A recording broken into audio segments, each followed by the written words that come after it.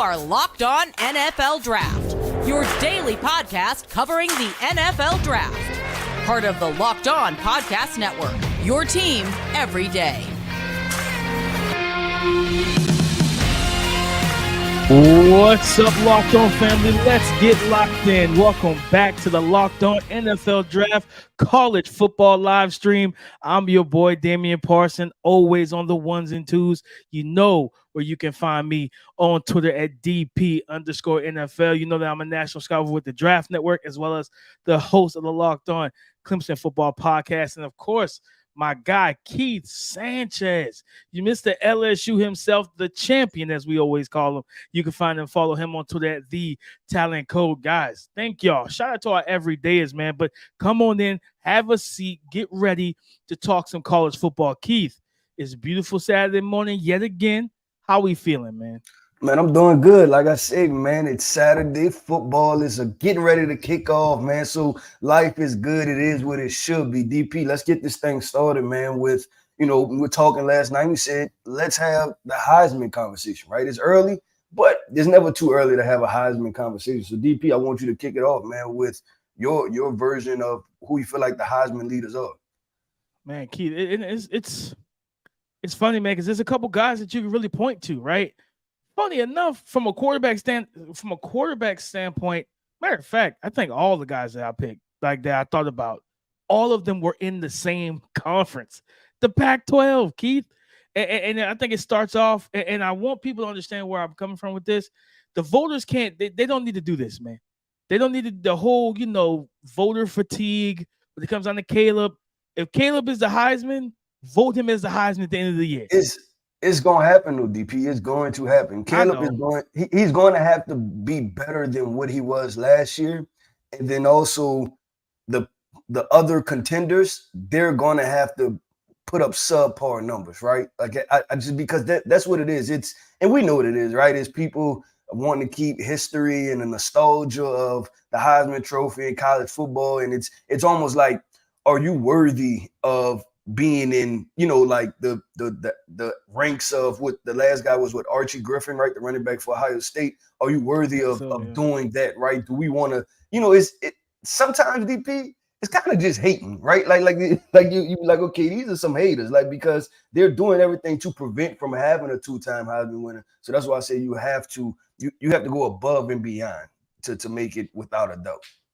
It's just like I said, bro, and you're right. I expect it to be. I expect that to happen, right? Like I expect that to happen. And shout out to anybody that taps in and tunes in, jump into the chat, drop any questions, stuff like that, because we'll bring them up on screen and answer those questions. But I do expect that to happen when it comes on the kid. When it comes on the Caleb, I don't want it to happen because if he is the best quarterback and if he is the best player in the country at the end of the season, Keith, if they go undefeated in the loaded Pac-12, they go undefeated. He runs the table. His numbers are straight. Let me pull a graphic back up. 55 of 70, 878 yards, 13 touchdowns through 3 games. He's balling. He's doing the same thing he did last year. He's been dominant, right? Like, so if he continues that pace, and then we get to the end of the season and you hand it to Michael Penix, but Michael Penix didn't beat him head to head, right? You want to give it to anybody else, but they're in the college football playoffs, a USC team that no one really believes in their defense either. Like you said, it will be like you talk about that. What was the Dave Chappelle the Chappelle Show skit? You know what I'm saying? Like that hater skit, like that. That's what that would be. Like that ultimate hater where you're just like, nah, we can't give it to Caleb. I don't really understand the concept of not giving it to somebody back to back. If he earns it, give it to him. Yeah, so the other part is this, that the Heisman is not always the head-to-head battles either, right? It's not, right? You don't have to win all 12 games, go 11-1, make the national championship, because what guys like Robert Griffin III, right? I think RG3, they lost maybe 3 games, I believe, 4 games that year when he won the Heisman at Baylor. I think I can't remember 100%. Don't quote me on that. But there's been other players who haven't went undefeated, right? And that has won the Heisman. So I think that's the other part that's gonna factor in, because you want to keep the Pac-12 conversation going. What about Bo Nix, right? Like, we know for sure when it just comes down to the statistics, Bo Nix is going to have numbers. He had crazy numbers last year, right? And then you just basically pressing, you're rinse and repeating on the same exact process. So you know for sure he's going to have the numbers to be able to do it. So that like what's going to stop voters from falling in love with that storyline? And I think this, DP, the last word I said was storylines. Is Caleb going to have an interesting storyline, right? Like he needs, I don't want to say he personally is controversy, right? But there has to have some type of controversy surrounded to where, you know, you kind of sometimes get that Cinderella story to your Heisman campaign. So it's going to be whatever quarterback does that. Right now, if you ask me to pick my leader, DP, I would have to go the guy that I think is going to win. Not saying he's the most talented, XYZ. After 3 weeks, the guy that I think, going into the third week, it would be Quinn Ewers because he has that Heisman moment already with going to Alabama and defeating Alabama. So he would be that guy that if I had to choose a front runner, he has the storyline, right? He has the talent. He, you know, the slayed the big dragon and going down to Tuscaloosa, like that's going to hold weight. That's going to hold weight all the way to week 10, right? So he would probably be my favorite up until this point. Now I'm mad, Keith, because I ain't make no graphic for Quinn. You know what I'm saying? Because Quinn struggled week 1, and I was like, but then he had, like you say, and you make a great point. You know what I'm saying? Real quick, let me shout out to, you know, to my boy Brian. To our boy Brian, what's up? What's up, Brian? Thanks for tapping in. You know what I'm saying? Durham, what's up, brother? You know, he's definitely one of our everydayers. I know he taps in with us and everything. Yeah, blessed to see another day, man. But like, I think Keith, you're right, because the Heisman is about those moments, and Quinn's got the biggest moment of the season right now. Granted, it's only been 2 weeks, so we still got a lot of football to be played, right? But Quinn's got the biggest moment of any player to walk into Tuscaloosa last week and play the way he played. Now, I'll tell you something, Keith. There's some guys, like I said, the Pac-12's loaded. Michael Penix, 57-78, 859, 8 total touchdowns, man. And he's been surgical, explosive in the passing game, pushing the ball down the field. When you talk about Heisman candidates, man, like Keith, I truly believe that he's one of those guys that has to get that love as well. Now, like I said, those moments are going to come in the Pac-12 because he's said at some point you're going to see a Caleb Williams, Bo Nix, Cam Ward. You're going to see other talented teams and have your opportunity. I just pulled up the schedule, right? So they're going to have to play Oregon, which is going to be a big-time game because we said Bo Nix, right? They're going to face USC. They're going to have Utah late in the season. They're going to have Oregon State going against DJ Uiagalelei. And then they're going to have Washington State to round it out, you know, with the quarterback. Ample opportunities. He should have enough primetime games to be able to win people over, right? And like you said, the statistics, if the numbers stay there, then he definitely he will have an opportunity. Now, Keith, our boy down over in Colorado, Shedeur Sanders, man. I feel like he right now, like I know you said Quinn, I feel like he should be the front runner. Almost 1,000 yards in 2 games. Like he's been outstanding. You know, they didn't think that they'll beat TCU. People were hoping that they lose in Nebraska. Now you got Jay Norvell running his mouth at Colorado State. He hasn't won a game. Coaches, stop talking to the media, man. You know what I'm saying? Stop talking. Like you haven't won a game. Like you went out there and poked the bear. But you look at what Shedeur Sanders has been able to do, man. The arm talent is good enough. It's not top tier, it's not elite, but it's really to me it's good enough. But the accuracy, the ball placement, the mentality he plays with, man, it's very, I mean, you could say Tom Brady-esque, Bryce Young-esque, where it's like he doesn't get rattled. So it's like for me, I think I don't know their schedule, Keith. Like you probably could pull it up, if you can. But I mean, I'm sure that in that Pac-12, he's gonna have his opportunities to get moments as well. Yeah, he is, and he's having moments right now, right? Like you said, he's the talk of college football. And they spent 10 hours on ESPN yesterday talking about Deion Sanders, the Suns, Travis Hunter, right? They were on interviews on First Take. Deion was on the new Pat McAfee show. I think he was they on get Oregon next week. My bad. I just looked at the schedule. They get Oregon and USC back-to-back week. So that's my only concern is this. I know you say you can lose a couple games, right? But I just don't know how talented this roster is top to bottom to win all of the elite level games, right? And there's no slight to Shedeur Sanders, and Colorado has already exceeded what people expected, right? So it's already a win for them on the season that they're better than what people expected. So I think the question will be is will will they be able to win those primetime games when they get to the USCs, the Oregons, the Washingtons, the Oregon States, right? Like, will they be able to win those games when on the opposing side, DP, they're going to be quarterbacks just as talented as Shedeur Sanders? No, you're 100% correct. If they go, bro, you talk about coaches hating Prime right now. If he goes, I'm expecting to blow the doors off of Colorado State tonight. Like, you know what I mean? I think that they're going to destroy them. But they destroy Colorado State, and if they're able to sneak out, if they were to sneak out a win against Oregon, but say they lose to USC, but it's a very close game, man, the buzz, the hype, like everything changes for this program. And I think Shedeur Sanders is going to be the key to that, right? So Brian says that in terms of Penix, he's got to stay healthy, but he has the weapons to put up big numbers. 100%. You know what I mean? He's putting up big numbers right now. And as their season goes on, like he talked about, they got a lot of big time games coming up, this season against big time quarterbacks and opposing offenses. He talked about Shedeur Sanders. He's got his dad's mentality, 100%. Like, you know what I'm saying?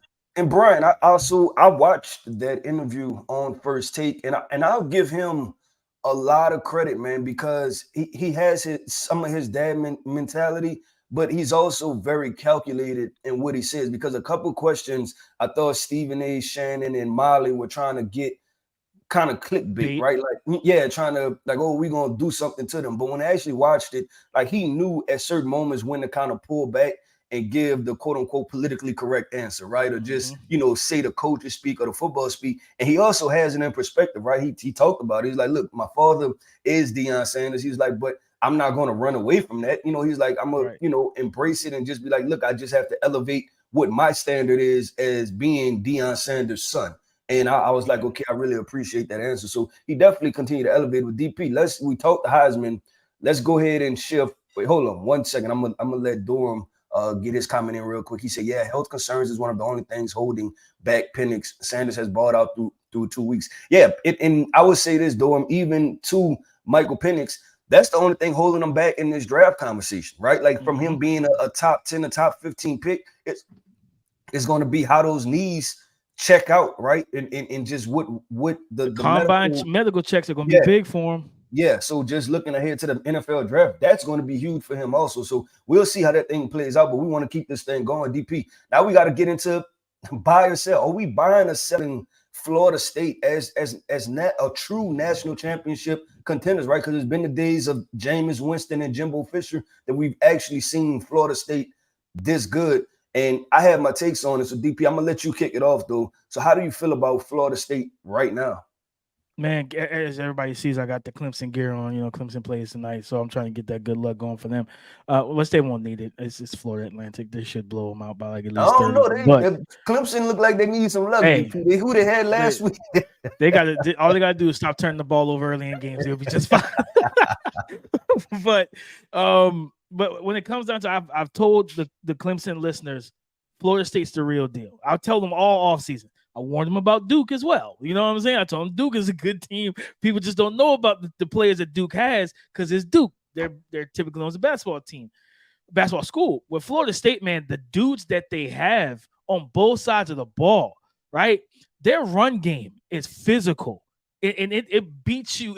It beats you up like for 4 quarters when you got 225 pounds of Trey Benson downhill and you have to hit this guy for 4 quarters. I'm gonna tell you, as a former running back, we don't get tired, guys. We guys who play, like running backs who play with that type of physicality. Oh, we love it because by the 4th quarter, you're tired of hitting me. I want to hit you some more. I want to stiff arm you into the dirt. I want to run over you. You just don't want those type of things to happen to yourself. So I think with them, man, the offensive line has played well, but that defensive line, Keith, and I'm gonna tell you, we all know about Jared Verse. I think it was like Fabian Lovett and the rest of those D tackles against LSU. Those guys shocked me, Keith, because I didn't know that they were going to play with that type of physicality on the front lines as they did. So yeah, I'm buying them as a national champion contender. Like this is a team that all Jordan Travis has to do is not make those back-breaking mistakes. Don't become a superhero and make those, you know what I'm saying, like trying to overextend plays, test, double coverage. Don't do those type of things. You got Keon Coleman, Keith. You got Keon Coleman, Johnny Wilson, Jaheim Bell, Trey Benson. Bro, just let your playmakers make plays. Yeah, I would say this. The reason why they've even elevated or their percentages have went up as far as national championship contenders is because of DP. The school you have on, right? Clemson, that was their one challenge, and they don't look great right now, right? Like something is wrong. And we talked about this week one. I talked about this heading into we talked about this after the game week one, right? I was like, DP, something is wrong. The problem is it looks like last year. And that's not good, right? And so that's the Clemson issue. But Florida State, yes, they did a real deal. And I just looked at their schedule too. And we talked about one Heisman moments, right? For Jordan Travis, because we just had the Heisman conversation. Jordan Travis will invoke his name. They play Boston College today, but they go to Clemson next week, right? Which will still be a big enough game, right? For Florida State to go into Clemson. And guess what? If they whip up on Clemson, like that's going to be an emphatic statement, right? And which would be interesting because Jordan Travis doesn't get to face the Clemson offense. He has to face the Clemson defense. And that should still be a great win for him if they put up 30, 35 points against that defense because they have some real dudes. Come draft season, we're going to talk about a whole lot of multiple names. Yeah, because they have a lot of NFL draft prospects. But then I continue to go down the list, DP. They play Duke. Great for Duke. That Duke beat Clemson, right? Great for Florida State because Duke is ranked in the top 25 right now. Then they finish up with Miami. Miami just got a great win against Florida State. And then they finish with Florida, and we'll see what Florida and Tennessee do this week. So he has a couple, and then the ACC championship to make it there, right? So he has quite a few games. He probably has 3-4 more opportunities to make his Heisman campaign. Now, if you ask me the overall team, is it the real deal? Without a doubt, it's a real deal, DP. Jordan Travis, he just can't, like you said, he can't pull a Josh Allen type thing, right? And just have one of those games. But that's when you also lean on the run game too, because sometimes when your quarterback doesn't have it, he's not seeing the field great. Hand the ball off, hand the football off. And they did a great job against LSU running those counter plays. And man, you seen those guards get upfield, get attached to those linebackers and those third level defenders, and they was able to make some stuff happen. And that's how I think they closed the game out, running the football against LSU. So you ask me, what Brian said, Tuafili is a great. I agree 100%. And they're different runners stylistically. And against LSU, Brian, I thought Tuafili was the more effective running back. I thought Trey, he struggled a little bit. I don't know if they were trying to. I didn't watch everything as far as from the all 22 perspective to see if he was trying to do more outside zone stuff. I know Trey Benson is more of a strider, but I did notice that Tuafili was the more effective runner. He put one of my guys, the LSU defenders, on their back. He bounced them off the ground. I was like, that's not cool. But I agree 100%. Then what Dorm says, Keon Coleman has looked fantastic since moving to Florida State. Hey, that's why we always say wide receiver is a dependent position, man. And you need the quarterback to be able to get you the football. That's why when I go through my evaluations, I try to grade the athletic ability, right? Like, what does the wide receiver check out? Because I don't know if Keon Coleman is putting up these numbers when he's in Michigan State. I don't think that's going to happen, DP. And the crazy, when you talk about those numbers, Keith, like what he, let me show, yeah. Through 2 games, 12 receptions, 170 yards, 4 receiving touchdowns. And the crazy thing about it was we were so excited about Johnny Wilson as wide receiver one of this team. Keon Coleman came in and said, I'm wide receiver one of this offense. And they when you 6'7", 230 in Johnny Wilson, 6'4", 215, 210, 215 for Keon Coleman. And it's like, how do you defend those guys? It's very difficult. So like when you talk about Jordan Travis, like ushering his name and throwing his name into the hat for the Heisman, those 2 wide receivers are going to be a big part, a big reason for that, right? Because he's going to be able to get the ball to those guys and allow them to make the plays. And what I love about it is he's not, and I always talk about this, right? When we look at the Bryce Youngs, we look at the Tua Tagovailoas, the cast you have in college dictates what type of throws you're comfortable with. Tua and Bryce never had the big body go up and get it receivers at Bama. They had explosive speed threats that can separate with route running, right? So those are guys who separated on turf. When you have other quarterbacks who deal with more, guys who don't separate as well, they got big body receivers. You're not accustomed to throwing the back shoulder. You're not accustomed to take those 50-50 reads and say, you know, I'm gonna give my big body receiver a chance. It takes some time to build that up. Jordan Travis is fearless. He will throw that ball up to either one of those guys and give him a shot and see what happens. And he trusts his playmakers to come down with the ball. Yeah, no, I agree. And to the Keon Coleman point, DP, when I watched Keon Coleman at Michigan State and he moved to Florida State, I'm like, this has the potential to blow up. It was, you know what this transfer was like?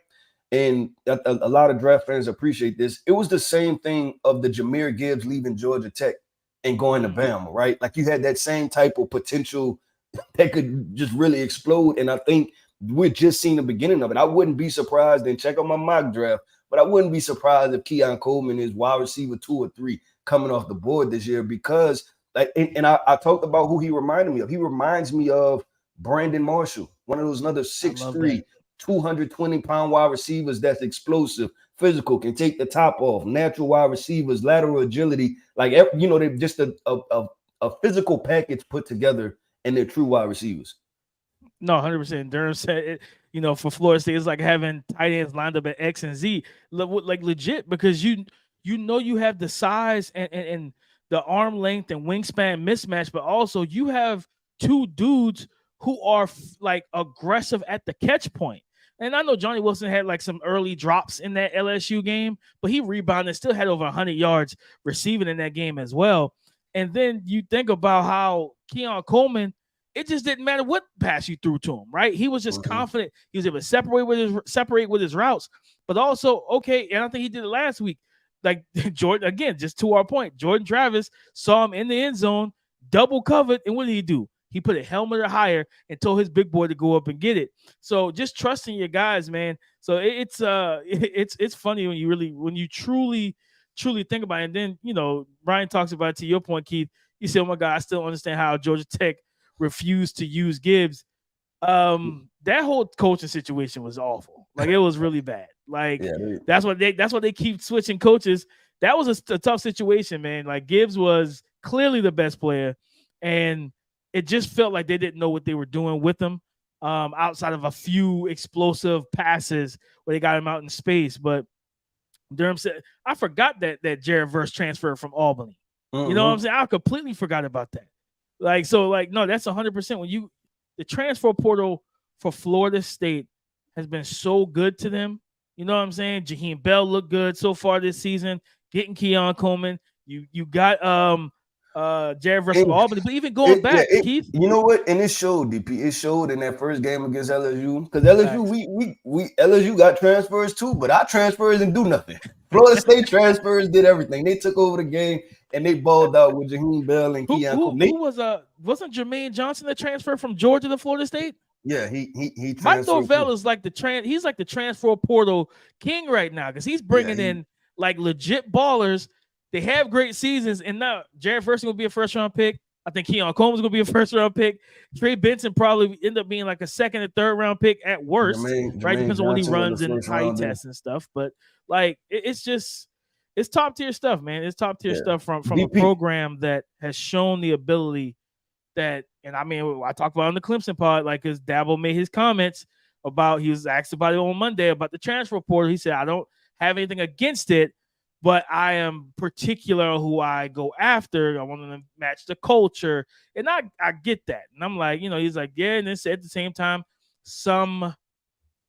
we've gone after some guys and they decided not to come here. And it's like, well, I mean, part of that is probably because of NIL. You know what I mean? Like, Clemson has an NIL program, but it's not one of the best NIL programs in America. So it's like, all right, the head coach has been, before NIL, he was against it. Head coach before the transfer portal was against it. I'm not sure why you expect players to even want to come through the transfer portal to your school. But nonetheless, you know, that's how Dabo feels. So we'll see how that plays out, because he says, I trust the guys I've recruited. We'll see how that plays out next week. Let's keep this thing flowing, man. I know we have facing a spread and game picks up next. I don't know if you have the games pulled up yet. But let's get that part going, man. Cause we this is an interesting week, right? There's a couple good matchups. I don't know if it's the full slate. I looked ahead. I peeked ahead to week 4. Week 4, everybody. That's when college football is it's Right, games legit. from 11 o'clock all the way to 8 o'clock at night. ESPN has done a good Legit. job, and Jay Novell and Deion Sanders on selling us on this Colorado State game. But I think that's the one primetime game, and what we have Florida, Tennessee, and LSU Mississippi State kicks off at 11 too. So DP, I'm going to schedule up. You ready to that's rock one of the and roll? games I was going to bring up. But for the spread, Keith, I picked up. I looked at the spread. Shout out to our family over at FanDuel Sportsbook. The betting lines: BYU versus Arkansas. BYU's traveling into Arkansas.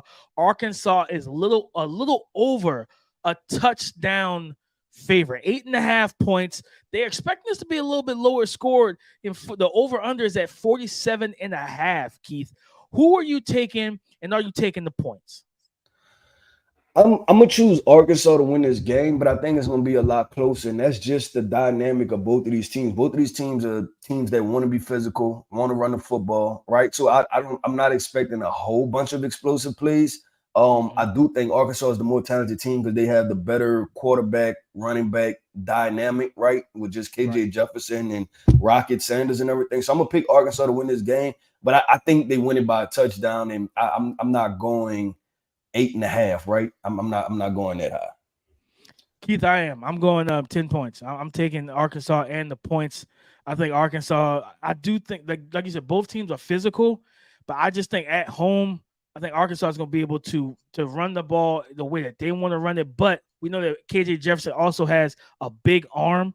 They got some talent at wide receiver. I think they'll be able to get the defensive looks in the secondary they want to attack vertically. So I'm gonna take Arkansas at 8.5 plus. I think they cover and even get a little bit higher on the spread, Keith. But that was one of the games. We both picking Arkansas to win that game.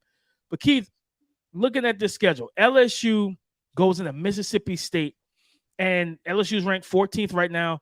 Mississippi State, we know that they can put up points. Will Rogers and that offense. Who are you picking in this game? DP, I don't feel great about this. I do not feel great about this at all. I just think that LSU is they're trying to adjust, man, especially defensively because they played Grambling State last week. And if you look at the box score, I think they scored 70 plus points or something like that. But the beginning of the game, it was still sporadic, and you know what I'm saying? Like it looked out of whack. So it's at Mississippi State. It's 11 o'clock kickoff.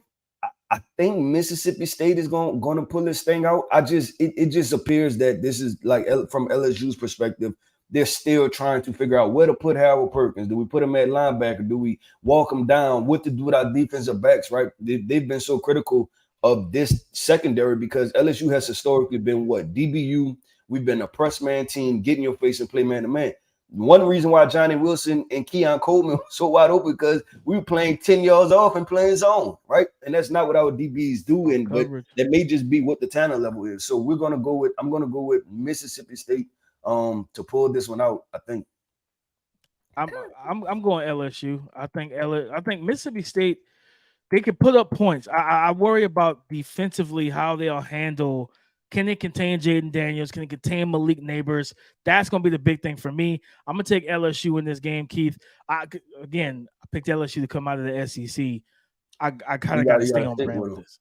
I have no other choice here. I'm rolling with them for this game. Next up, Keith, let's take a look at this game is kind of sneaky to me. And it's Minnesota taking their defense to North Carolina. Drake May played. I say he played well against South Carolina. He did have the 2 picks. Last week was I don't think he threw a touch. He didn't throw any picks, but he didn't throw a touchdown in that game either. You want to see him rebound, but Minnesota's defense is good. Offensively, it's not a great situation offensively, but then we talked about it last week. App State put up, I think, nearly 500 total yards of offense against North Carolina's defense that played well. They got lit up by Spencer Rattler. He had well over 300 yards passing. They just were able to get in the backfield and sack him 9 times. It's like they didn't really have much of an answer for App State. So who are you picking Minnesota going into North Carolina? Like I said, offense is not great, but their defense is pretty good for Minnesota, for the Golden Gophers or whatever? Yeah, I'm going to go North Carolina just because I think they're going to outpace Minnesota. Like you said, the offense is not great, but I believe in Drake May and him being superior to, the other players on the field, right? He'll be able to carry North Carolina's offense to score 28, 30 points. And then Minnesota come in somewhere around 23-ish type points because their offense is not hitting on all cylinders. Yeah, I'm taking North Carolina as well. I do think it could be a closer game just because of that North Carolina defense, man. It's just Dr. Jekyll, Mr. Hyde right now. You know what I mean? You show up and shine well, versus South Carolina for the most part. And then, yeah, man, North Carolina's and they have some guys that I like. You know what I'm saying? Like on the edges, Amari Gaynor, Rucker at the defensive end, Miles Murphy. Somebody I know you probably remember me talking about the other Miles Murphy in the ACC. He's their defensive tackle last summer for TDN, and I'm just like, man, like this dude's talented, and he showcased some solid stuff, but it was never any consistency. And for a guy on the interior, man, I want to see him be consistent and go out there and do what he can do, Keith. But man, you talk about a game. I'm hoping it's a good game, and I think it could be. South Carolina versus Georgia. Georgia's played 2 cupcakes so far this season. 2 cupcakes. South Carolina, and crazy enough, Spencer Rattler is 3rd in the nation in passing yards with well over 350 per game. Spencer Rattler has looked like a total different quarterback, Keith. He started the season the way he ended the season last year, which is exactly, from an NFL draft standpoint, what we wanted to see. Are you picking the upset? No, I'm not picking the upset, DP, and that's just because I don't know how Spencer Rattler is going to play, because I'm wondering if this team is going to get overwhelmed. South Carolina, and we talked about this since the day he transferred. It's just a tough situation just because they're going to be going against greater opponents, right? You're going to get a loaded Georgia team. Sometimes you're going to run into a buzzsaw that is Tennessee. Sometimes you're going to have to play Alabama, LSU, things like that. So I think Spencer Rattler understands he's not going to do anything to severely hurt his draft resume. I just think that this Georgia team is talented enough to where I'm not picking against them, and I'm not picking South Carolina roster or depth chart to beat Georgia's roster and depth chart. Yeah, I'm going Georgia as well. I would like to see an upset because college football needs some good upsets, early in the season. But that offensive line thing, Pat McAfee on College Game Day said, they asked him about how many sacks will Georgia get. I think he said 25.5 in this game because South Carolina can't pass protect. So I'm going Georgia as well, Key. We got 2 games left. Washington going into Michigan State. We know about the stuff going on with the Michigan State, Mel Tucker and all that type of stuff. This Michigan State, they're at home. It's like a 5:00 Eastern. No, I know you're going. You're probably going to say something like rally the troops and do they decide to defend. Mike D'Antonio is back and helping out. All of that stuff matters pregame. All of that stuff matters pregame, DP. But when you get and you actually making plays and the wide receivers running past the defensive back and you can't do nothing about, you could be as motivated as you want to. That is not going to matter, TP. When Michael Penix catches that snap from the center and he's dicing up that offense, they could be as motivated as they want to be. Michael Penix is just a really good quarterback. So I'm choosing Michael Penix. I'm going with Washington. I wasn't trying to cut you off, DP. I just had a feeling where you were going with that. And no, I'm not buying it. I'm not buying it. He said, I'm not buying it.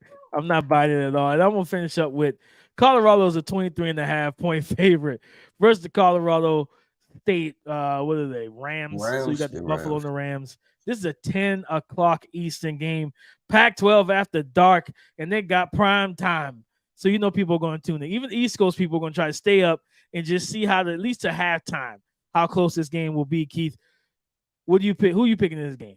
I mean, I'm gonna pick Colorado, right? Just because they're the superior roster. Now, do I know how they're gonna play? I have no idea, right? Because you're talking about motivations and I would be interested to see this. And all that. This is starting to be really fun for Shedeur Sanders, and the reason why is that we talked about quarterbacks like Zach Wilson, right, in New York, and not being big enough for the moment. The moment being too big for him at times, right, and not being comfortable. When you draft a quarterback and you know that you're placing the whole franchise on his shoulders, right, you want to see how he handles media, but then the big time moments, you want to see how he carries that off the field stuff on the field, right?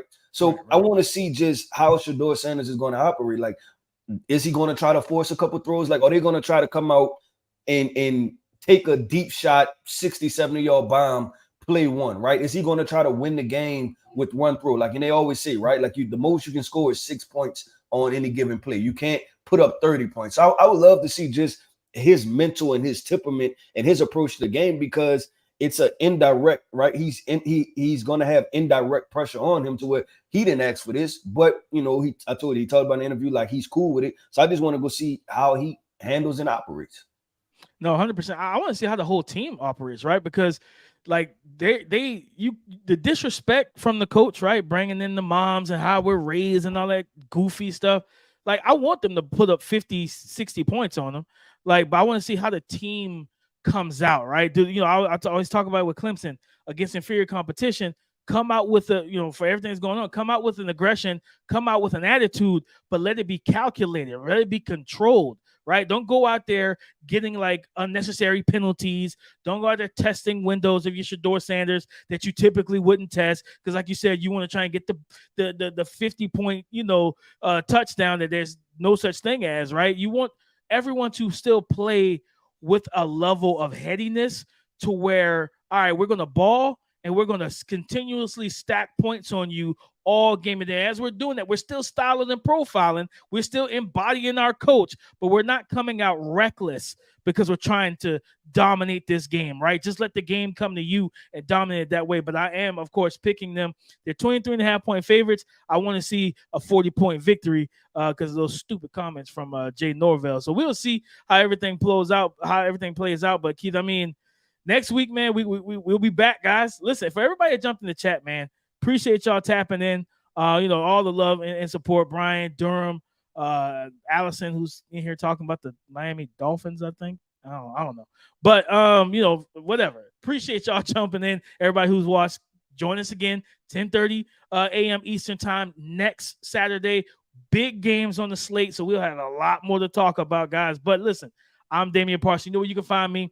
DP_NFL on Twitter. You can find Keith Sanchez at The Talent Code. Guys, for YouTube, for the algorithm, comment, like, subscribe to the channel, support everything that we do, because we got a lot more fire coming, college football and NFL-wise. And Keith, you got any parting words for the fam? Hey, man, just like we always say, shout out to the everydayers, man. It's Saturday. Let's enjoy college football. We have NFL football tomorrow. And like you see, we're back at it Monday morning. Make sure y'all tap in to our podcast. We're going to have some NFL reaction stuff, some draft radar stuff, man. And like I always say, man, y'all tweet at us because we'll tweet back. I have 43 minutes to kick off. I'm going get me something to eat, sit down, enjoy myself, man. So let's have fun this Saturday, man. Like I said, y'all make sure y'all reach out to us, talk to us, because we talk back. For sure. Appreciate y'all for tapping in.